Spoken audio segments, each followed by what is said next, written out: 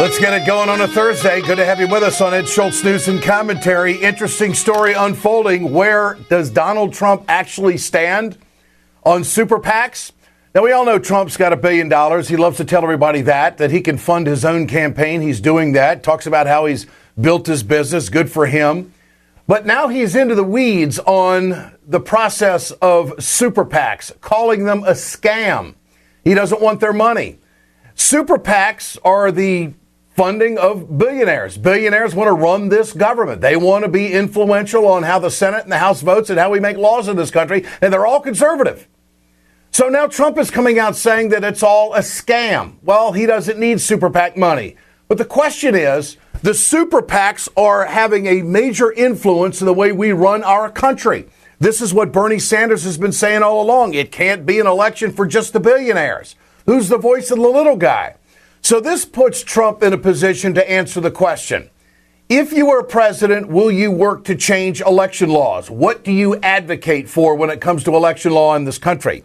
And if Trump is president of the United States, what kind of judges would he try to get on the Supreme Court?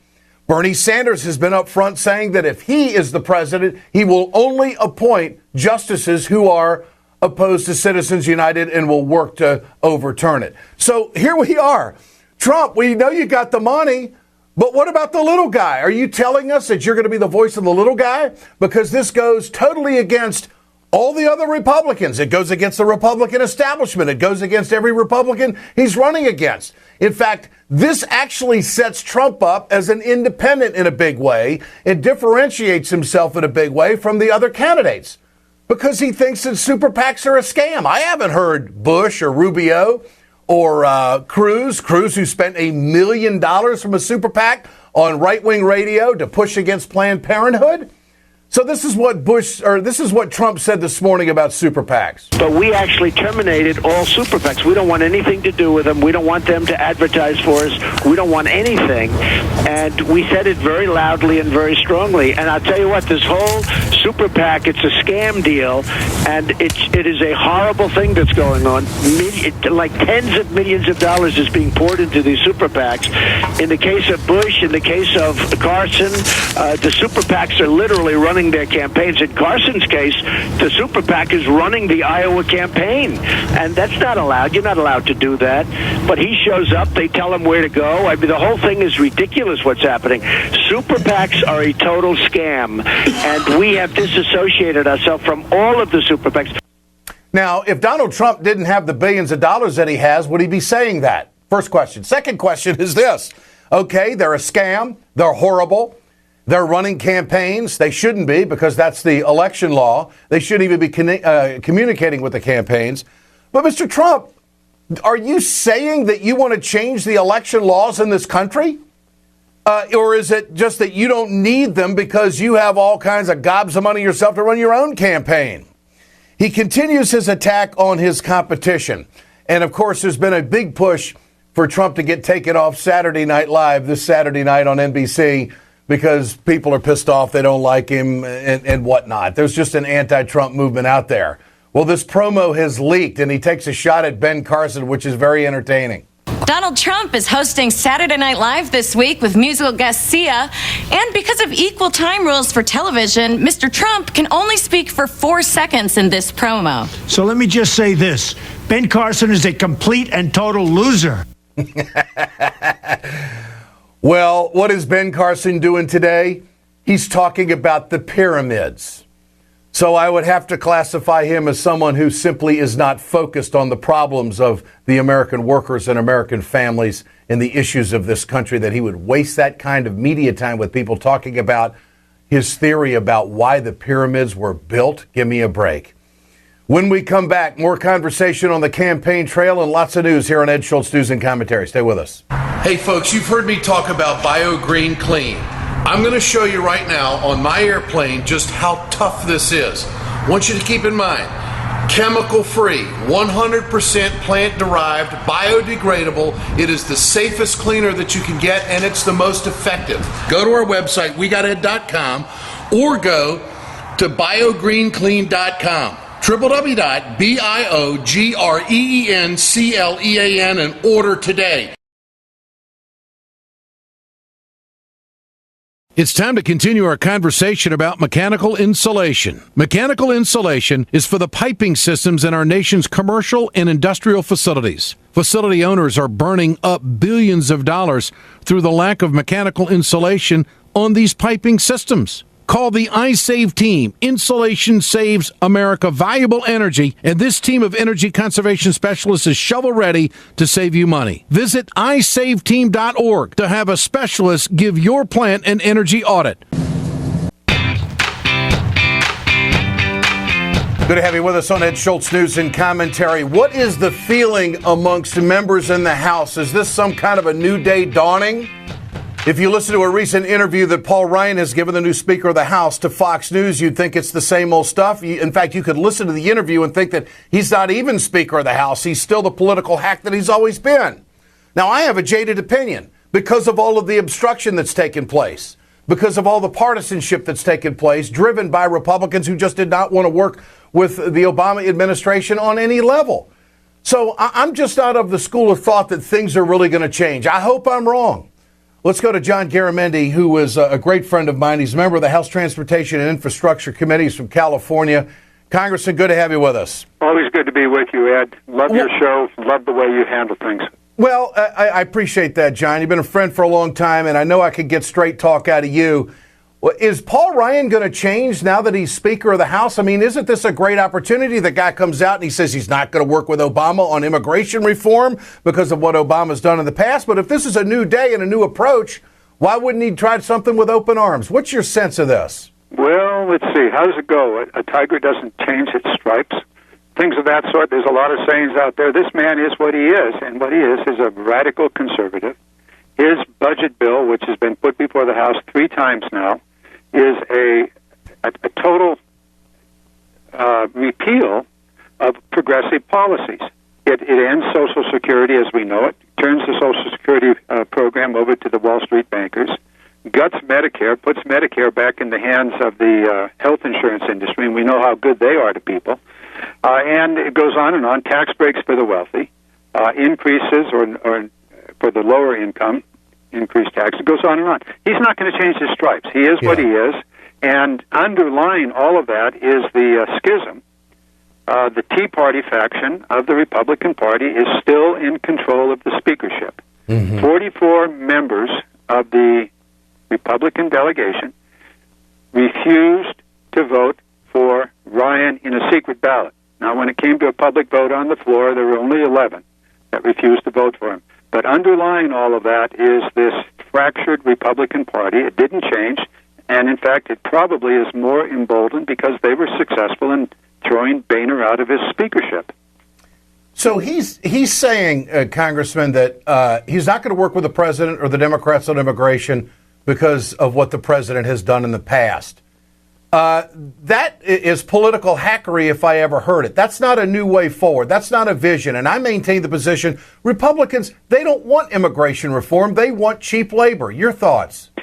Well, they certainly do want cheap labor. There's no doubt about that. They're quite happy to have some 10 or 11 million immigrants in the United States that really have little protection under the law because they fear that they could be deported immediately. And so maybe they like it. But here's the thing that makes no sense to me is that he says he doesn't want to do this while President Obama is in office. And I'm going, well, wait a minute. If we were to pass a law this winter or in the spring and summer of next year, President Obama will be gone before that law is implemented. It'll be the next president that will be left to implement it. So it's just a baloney argument that makes no sense on the calendar itself. So basically what he's doing is kowtowing to that Tea Party faction of his caucus. In other words, they continue to control him, and in addition to that, he's about as far right as anybody in the Republican delegation. There's no question about that.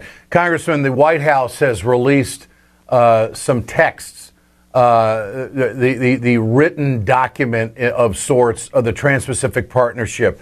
Your thoughts on that, and where is that fight right now as we're in this 90-day window and it's probably going to be brought up after the first of the year? Where are we? Well, I think the answer is we don't know. The text came out late last night. I certainly have not seen it. Yeah. There have been no summaries of it. I do know that there's a lot to worry about. I was at a meeting earlier this morning with a fellow that's written from the Council on Foreign Relations. And basically, he said these trade agreements have been of minor growth to the American economy, and he's referring to all the trade agreements, the World Trade, WTO, NAFTA, and so forth. And he said, don't expect the TPP to create jobs in America. It'll be good for big corporations, no doubt about that. But for American jobs, he said it's minor, and for growth of the American economy, the previous trade agreements have shown little, if any, effect. If we were to pass a robust transportation bill, we would have far more growth than will ever come from the TPP. So I'm very, very concerned about this. I think it will continue to hollow out our manufacturing sector. It will send good middle-class jobs overseas to somebody that's getting paid $5 a day, and would just continue the continued deterioration of our ability to compete. And so I'm very, very concerned. On the jobs front, that ought to be enough ammunition alone for Congress to kill it. John Garamendi, Congressman from California, great to have you with us. I appreciate your time. Always. Thank you very much, Ed. Thank Bye-bye. you. You bet. When we come back, we're going to visit with Roger Johnson, who is the president of the National Farmers Union. There's three big issues on TPP, and that is automobile, pharmaceutical, and the agriculture. These are the three issues that I'm very anxious to see this text of the TPP to see what comes out of it. But the insight from the ag community is coming up next here on Ed Schultz News and Commentary. Stay with us. We perpetuate a culture of crime all the way from Wall Street right down to the main street in our hometowns. It's worse than it has been since FDR took control of the problem and said we can't count on industry taking care of the American labor. They probably have already engaged into some type of criminal cover-up, and the law prohibits the government from even doing anything about it. Catch America's lawyer Mike Papantonio on YouTube at youtube.com/GoLeftTV. Good to have you back with us here on Ed Schultz News and Commentary. You get this video cast at WeGotEd.com, RawStory.com, and RingOfFireRadio.com. Thanks for the listen. Thanks for the view. Thanks for the download. All of that. And pay attention to our sponsors on our websites. All right.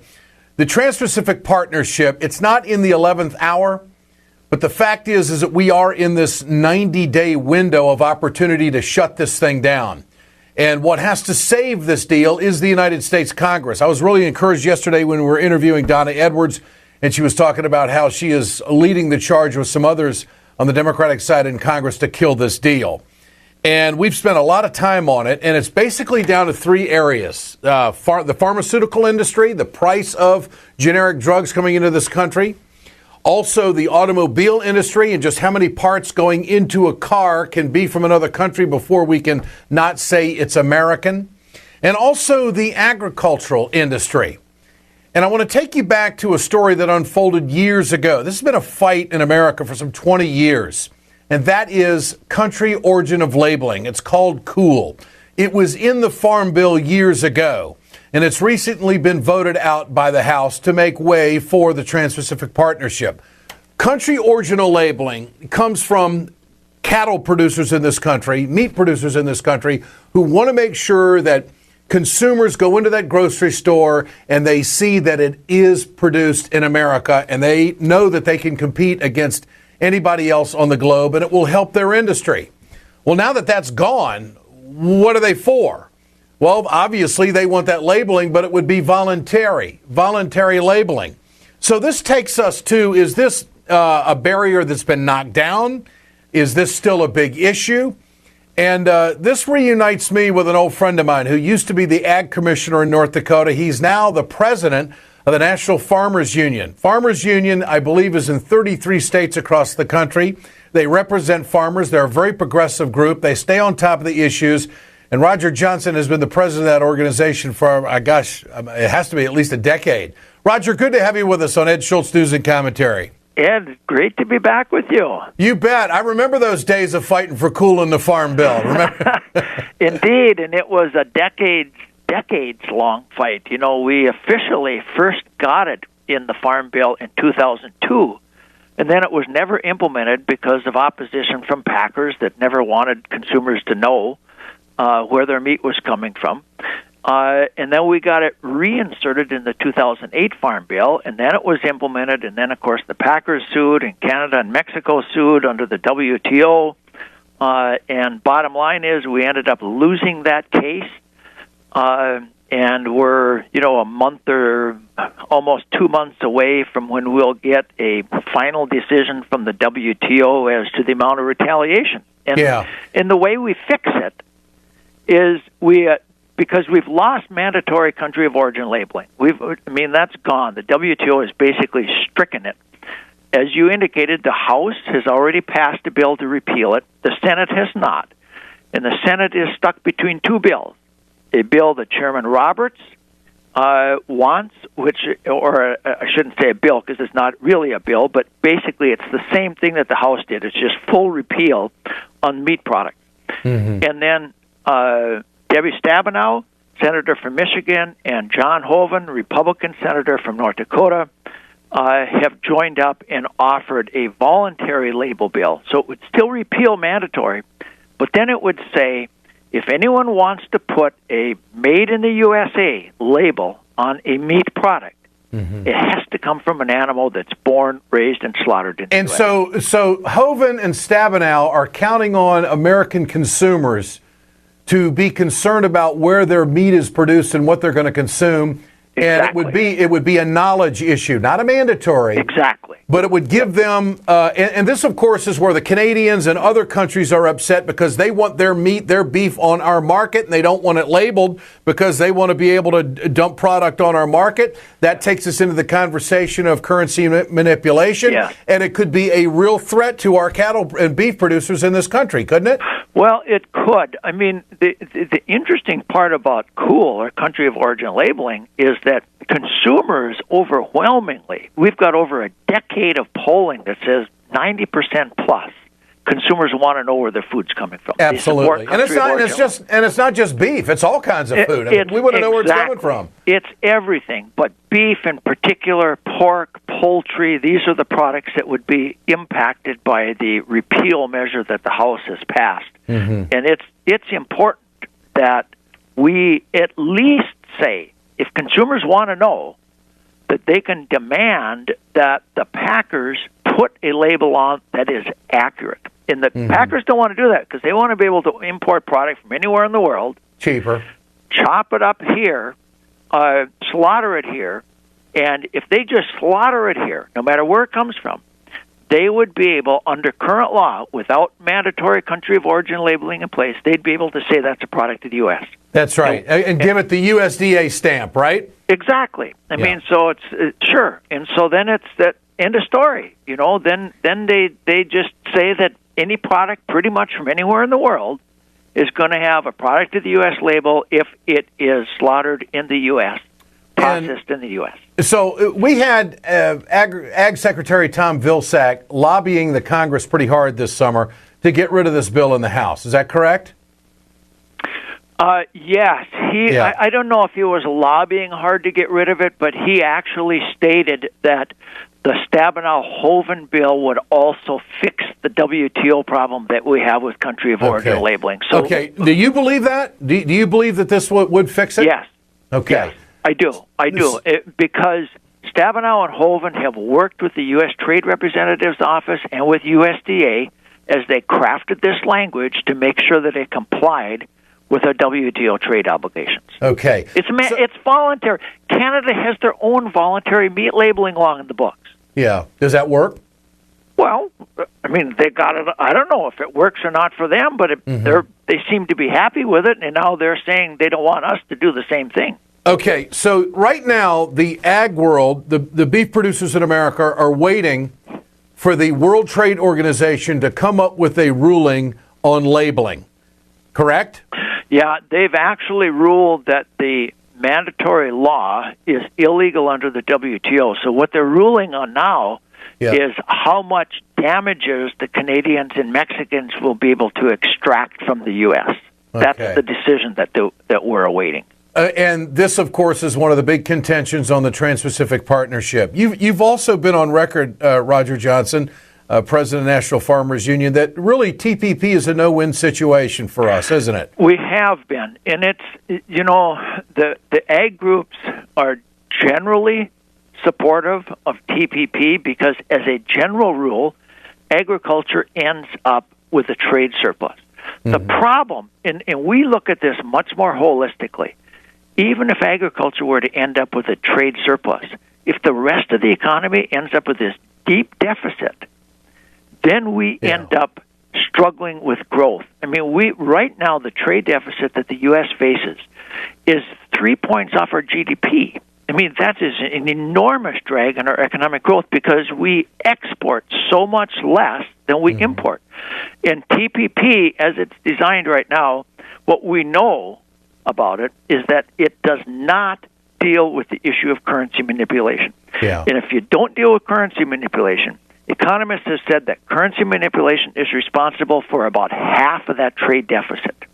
If you don't deal with it, all you're doing is you're going to go and sign an agreement with Japan and the rest of the TPP countries, and if the day after you sign it, they end up manipulating their currency and just simply giving themselves an advantage of 2 or 3 percentage points, they have wiped out any advantage we may have gained. Well, with this TPP. this would definitely suppress prices in the ag markets. Well, of course it would. Because we would be seeing agricultural products being dumped on our market that our producers just couldn't compete with. What we're faced with today, right now in agriculture, is what a lot of economists call it a high dollar.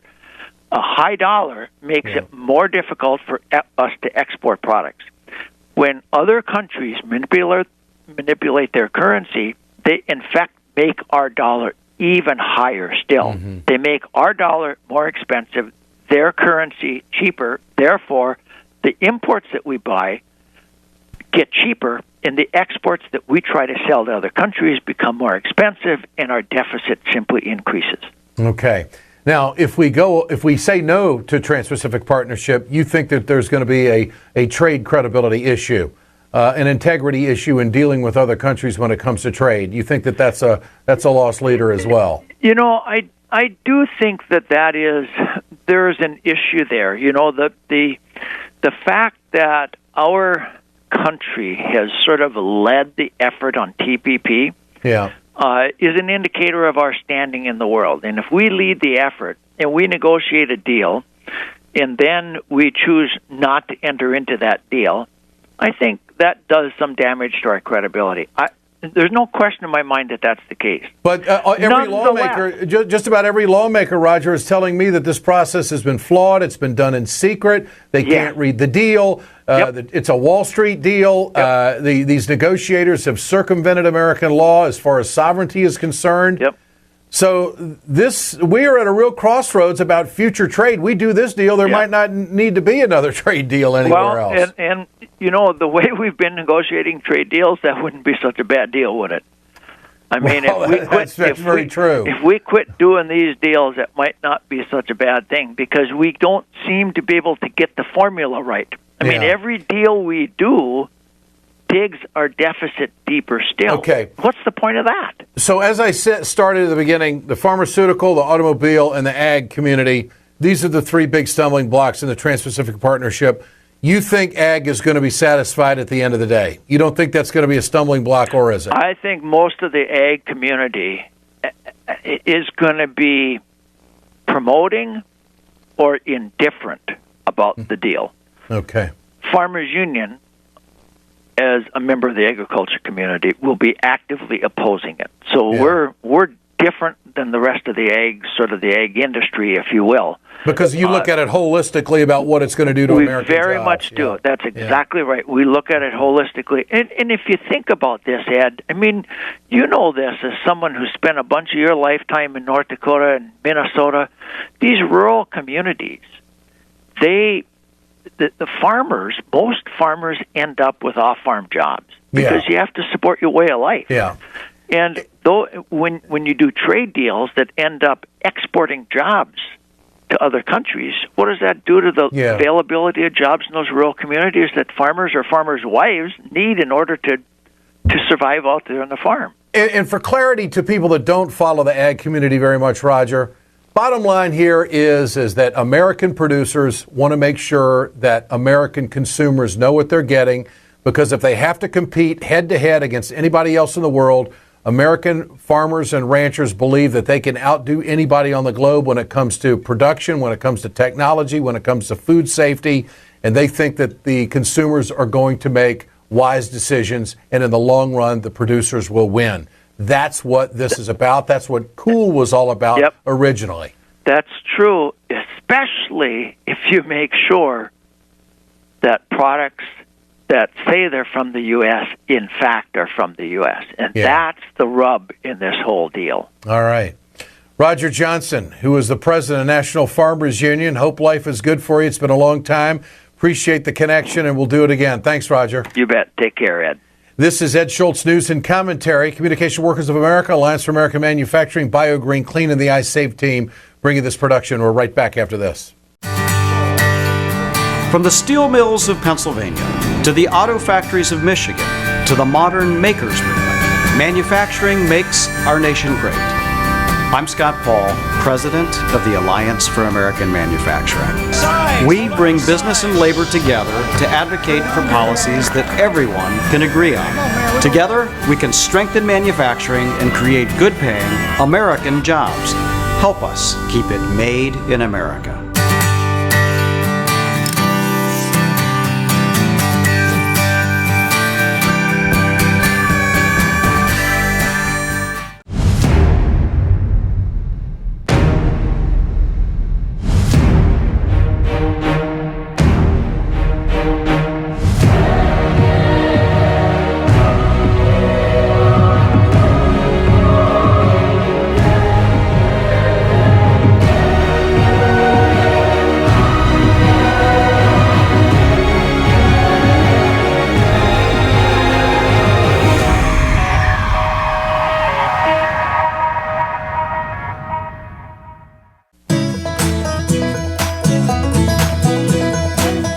Coming up on Ed Schultz News and Commentary tomorrow, Jonathan Alter and John Nichols will join me talking about the Bush campaign. What is it going to take to deep six a guy who's got more money than anybody else?